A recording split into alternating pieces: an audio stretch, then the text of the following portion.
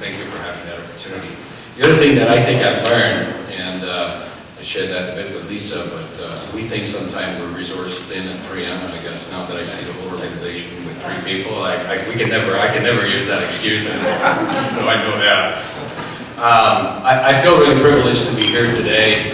I guess I have kids that are no longer young, but I've seen some of the difference as well that you've made, and I've seen my girls apply or be exposed to some of the curriculums, the events that you guys have driven and built. So thank you so much for that. I think for me, when being involved with 3M Canada, and some of you that were at the gala had a chance to get an overview, just to put things in perspective, about 1/3 of our $30 billion sales come from products that did not exist 5 years ago. So to relate the issue around sustainability and also link that to the fact that we need to be, to get to actions and not talk about the future, but have a sense of urgency, we feel we've got a chance in a way to help that transformation. And I lead a business that we call Electronics and Energy, where it's a very dynamic world. Actually, the life cycle, and it's kind of a dichotomy, the life cycle of electronics is 6 to 12 months, and the life cycle of energy transformation is much longer. And we feel on that side that it's a little bit more challenging to make a difference in a quick way. If you think about 1/3 of our sales come from products that did not exist 5 years ago, what we're actually now tracking as well is the percentage of our sales of new products that comes from environmentally sustainable attribute type products. And that segment of our business is growing much faster than the non-environmentally sustainable attribute type products. So we are seeing a change. We are seeing a change in the sense of urgencies that not only a company like us as a technology company does, but also with our customers and what they see. So despite the fact that we all feel we've got a real challenge that is really, a sense of urgency, I think we're seeing a change in the behaviors of the people that we relate with. What you see in front of you here, for example, is the map of Canada, obviously, but it's the renewable energy that's available to this country. So the yellow represent wind, the yellow represents solar, and the blue greenish represent wind. And what we see when we look at energy in the country for us is we see a tremendous, and the white kind of lines you see, there's a transmission line, high voltage transmission line that would get energy to your residence. The dilemma that we have today is energy is produced very far from where it's consumed. And what we're trying to do, or what the need is, what the megatrend is that people want to bring that to some degree, that's the challenge. To some degree, they want to bring the source of energy closer, or they want more customization, so like having your own solar panel too. And what we really know that is really critical to this is the fact that storage needs to be improved significantly for us to be able to address the issue of the challenge of energy.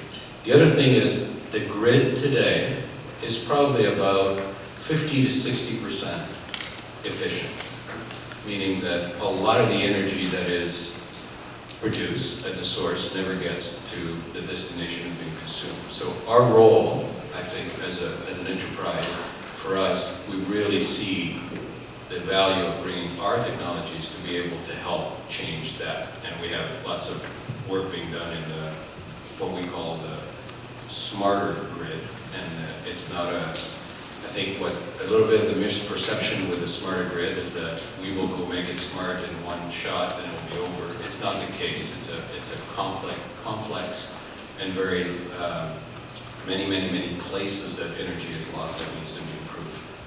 I thought I would show that because I think the role that LSF play, and this is Richard's kind of very simple cycle of life from energy to becoming a workforce employee somewhere, but it really starts with LSF. And I think what you guys do and what the organization tries to support is creating that awareness at a young age. which is really big and I think shaping the belief of the generation that comes into the workforce. And then we lots of discussion around public policies that needs to obviously be conducive to many things. And then there's us that comes into the play, or an enterprise and technologies that we try to improve. And I think I've been personally involved with two very close alliance network that what we're seeing today is the challenge that we have from a sustainable standpoint, either from energy or others, really need collaboration across either competitors or at least across, and I see across either pure competitors or at least industry partners, needs to occur for us to get to the next level of solutions. Either us, either another enterprise. It's when there's collaboration across various players in industry that we can really make a difference. So the Network for Business Sustainability, which is an organization out of London, Ontario, and the Ivy School, is actually, I'm actually part of their leadership council, and we're actually right now working at what makes best practice around collaboration within an enterprise or within a sector, an association, an industry, to really try to get to better solutions. So we feel that we can help the process, but also I think as we try to teach, through curriculum events, and we try to teach young kids how to collaborate, it's not just for the young grades, it's also for how they're going to behave in the workplace. I think we just need to learn to behave slightly differently in the workplace to be able to drive to that point. And some of you saw this last night. We have identified 5 very, very precise platforms at 3M globally as well as 3M Canada, where we feel the challenges for sustainability are and how we can try to address them. The one that obviously, the energy and climate, which is interesting with the Minister having a discussion this morning, is the one that obviously affect closely the business that I lead. But there's other challenges, and we talked last night about using the agave plant to be able to do some sponges, for example, really and try to manage raw material scarcity, because the deforestation that takes place, I think, also is a real key element. So how we can make a difference in building our products will have an impact on how that's done. So we think that our technologies from a business standpoint are very important, and we think that collaboration. And so I look forward today to just kind of answer some questions and chat about that. Thank you. Thanks very much.